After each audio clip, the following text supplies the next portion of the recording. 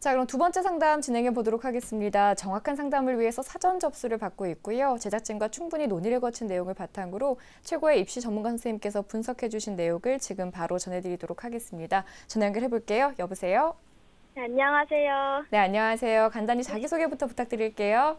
네, 저는 이번에 수능을 본 고3 학생입니다. 네, 그렇군요. 이번 상담과 분석은 김태용 선생님께서 해주실 텐데요. 선생님과 인사부터 나누실게요. 안녕하세요. 네, 안녕하세요. 네. 예, 원서 접수를 앞두고 고민이 많으실 텐데요. 어떤 점이 궁금해서 전화를 주셨나요?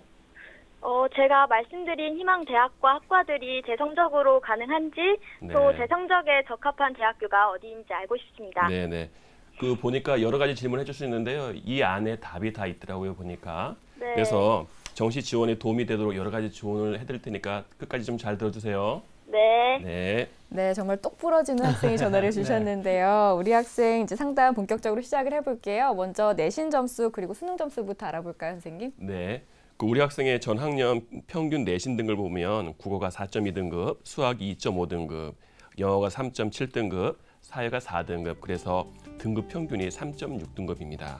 이번 수능 성적을 보면 국어 B형이 3등급, 그다음에 수학 A형이 3등급, 영어가 3등급, 그다음에 사탐에서 윤리사상이 2등급, 사회문화가 1등급, 그래서 등급 평균이 2.6등급이고 표준 점수의 총합은 488점 정도가 되고 백분위는 334.5점 정도가 되겠습니다.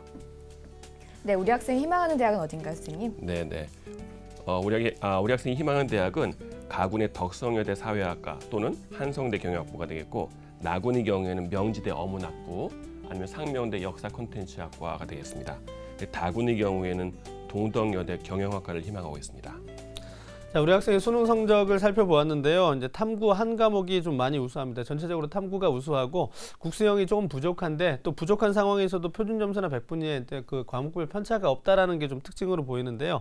자, 김태용 선생님께서 우리 학생의 어떤 정시 포인트부터 좀 짚어주시죠. 예, 정시 포인트는 세 가지가 있을 수 있는데요. 우리 학생의 점수대에서는 국수 영사를 고르게 반영하는 대학이 우리 학생에 가장 유리할 겁니다. 네. 근데 다행히 또 우리 학생은 또 국수 영사를 고르게 또 잘 봤습니다. 두 번째는 가군과 나군 중에서 안정 지원을 하나를 지원하고 반대로 가군에서 안정 지원했으면 나군에서 소신 지원을, 나군에서 안정 지원했으면 가군에서 소신 지원을 이렇게 해주시기를 바라고, 세 번째로는 다군의 경우에는 경쟁률이 높고 예상보다 합격 점수가 높을 수 있습니다. 따라서 다군을 안정으로 놓고 가군과 나군을 다 소신으로 지원하겠다라고 하는 것은 무리가 될 수 있으므로 유의해야 될 것 같습니다.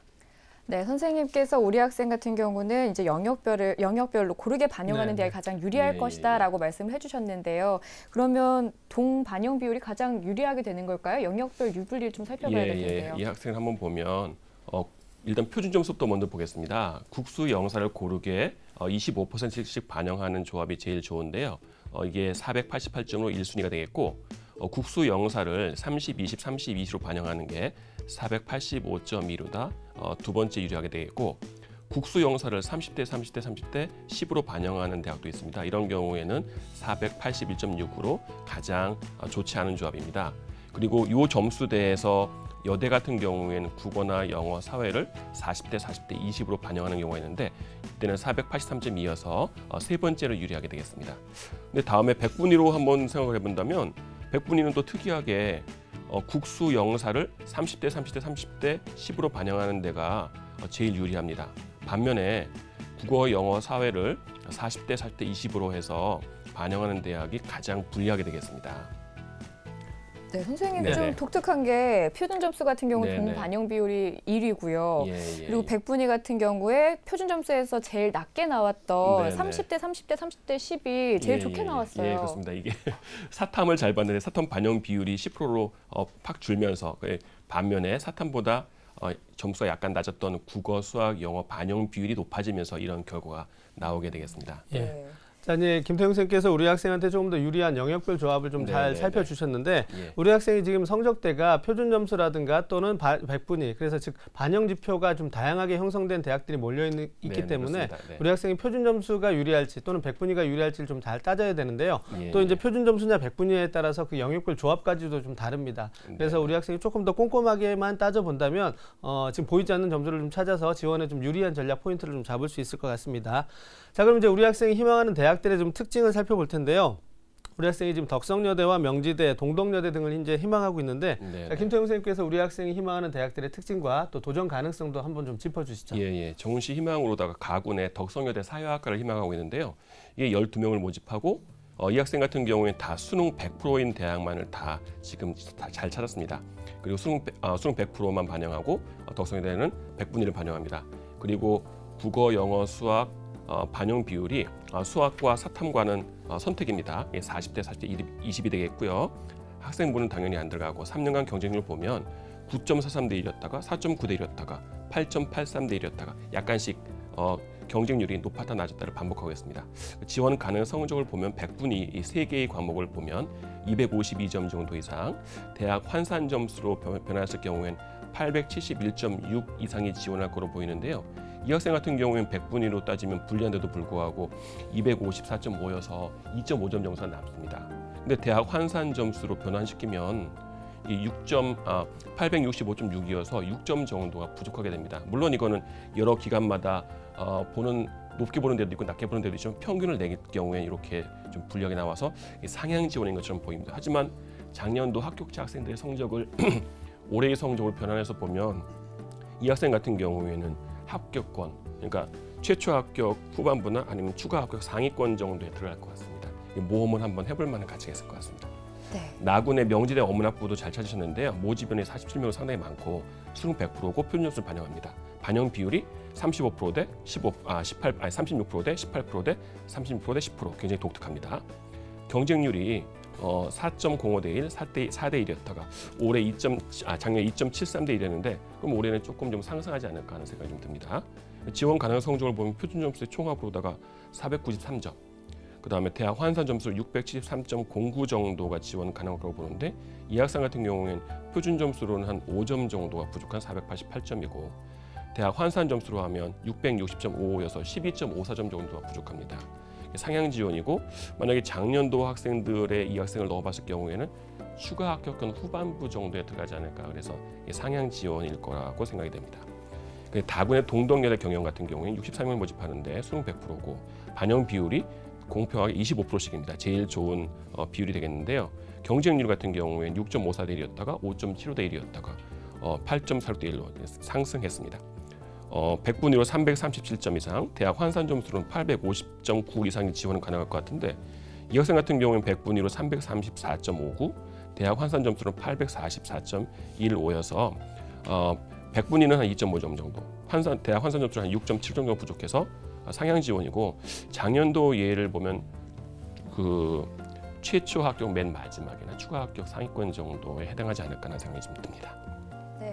희망 대학을 이제 분석을 해주셨습니다. 정시 지원 같은 경우에는 가나다군 딱 3번의 기회가 있기 때문에 상향, 적정, 안정 이렇게 적절하게 고르게 안배가 돼야 될 텐데 학생도 그 부분이 가장 고민일 텐데 선생님 모집군별 상향과 안정, 적정 등을 어떻게 고민하고 지원을 하면 좋을까요?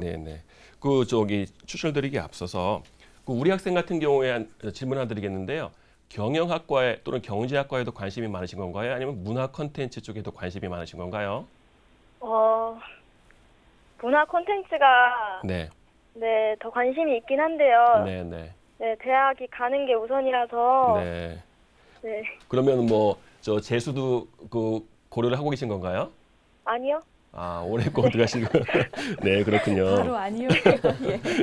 그래서 한번 학생이 질문하신 대학에 대충 답이 있는 것 같은데요. 가군의 한성대 경영학부를 한번 보겠습니다. 여기는 26명 모집하고 수능 100%고 100분위 반영하고 국어가 30, 수학이 20, 영어가 40, 그 다음에 사탐이 10%를 반영합니다. 경쟁률이 조금 셉니다. 10.67대 1이었다가 7.33대 1이었다가 5.74대 1이었는데 100분위로 322점, 환산 점수로는 한 718점 이상 정도가 지원 가능할 거로 보는데 우리 학생 성적으로 보면은 100분위는 한 12점 정도가 남고 환산 점수로는 한 16점 5점 정도 남아서 대부분의 기관들이 적정으로 지금 판단하고 있습니다. 하지만 여기 합격한 학생들의 성적을 쭉 볼 경우에는 최초 합격에는 들지 않을 가능성이 좀 높고 추가 합격권에 들 가능성이 좀 많이 있습니다. 이 적정이라고 했지만 실제로는 소신에 가까운 지원이 될 때니까 좀 유의를 좀 해주시고요. 나군 같은 경우에 상명대 역사 콘텐츠학과 역사 콘텐츠, 문화 콘텐츠가 없어서 역사 콘텐츠로 대체를 했습니다. 14명이고 수능 100%고 표준수 반영합니다. 반영 비율이 30대 20대 30대 20이 되겠고요.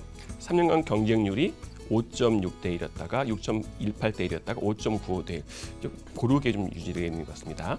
표준 점수로는 한 488점 이상, 대학 환산 점수는 한 626점 이상 정도가 지원 가능할 거로 보는데 표준 점수는 거의 비슷하고 환산 점수 한 2점 정도가 남을 것 같습니다.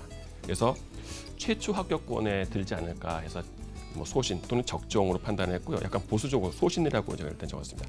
근데 이게 비슷한 학과로다 문헌정보학과라든지 지리학과 같은 경우에도 최초 합격권에 들 가능성이 많아서 여기도 한번 추천을 드리고 싶습니다.